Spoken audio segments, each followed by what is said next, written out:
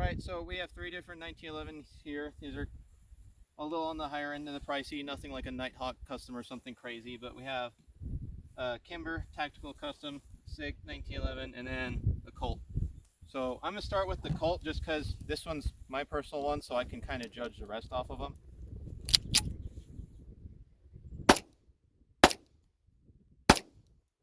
So not bad.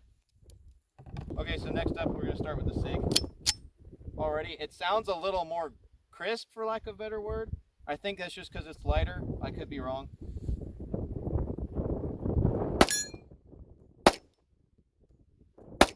Already I can tell that the trigger has a much crisper break to it than the Colt does. It's a little bit of a longer pull, but it's really close. And next up, the Kimber Custom. It didn't make that clinking noise that the SIG did. It's kind of on the same ballpark as the Colt, but this thing is solid. It doesn't, I mean, it doesn't shake or wiggle at all. There's no looseness in it whatsoever. Already I can tell too that there's a much more aggressive grip to it than the other two guns.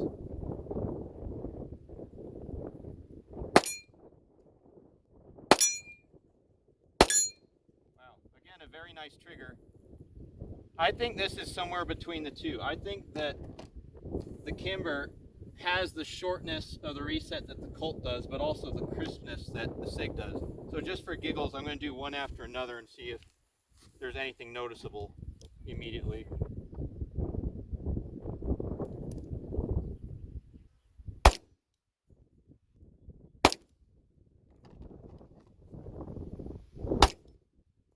A little more of a violent snap with this versus this one's more of a heavier shove. It's probably just because the whole thing is freaking forged metal. So this one's probably got faster follow-up shots if I had to guess, just because the reset's so much faster, but again, snappier recoil. And then the Kimber, much snappier recoil actually compared to the two of them. Hands down the best sights on this. This thing's really slick.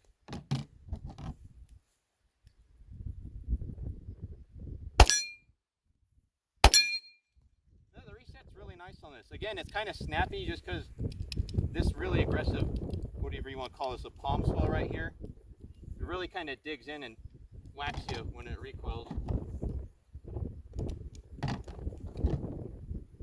Again, this one's a little more out there, so to say, versus the Colt when it goes down is way more flush.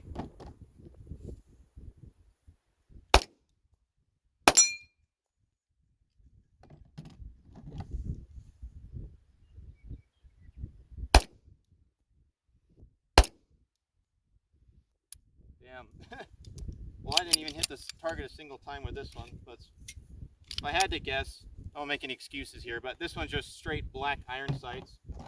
This one's kind of got the larger white dots versus, I think this is the best marriage of the two. These are, again, kind of got the white dot thing going on, but it's got this precision machining, for lack of a better word. These I feel are a little on the large side, but these are just small enough to where I can still accurately use them.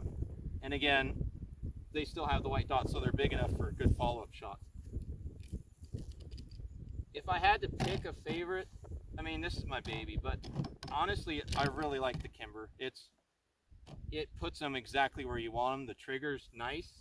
It's got the snappiest recoil out of all of them, but again, it's kind of manageable versus this.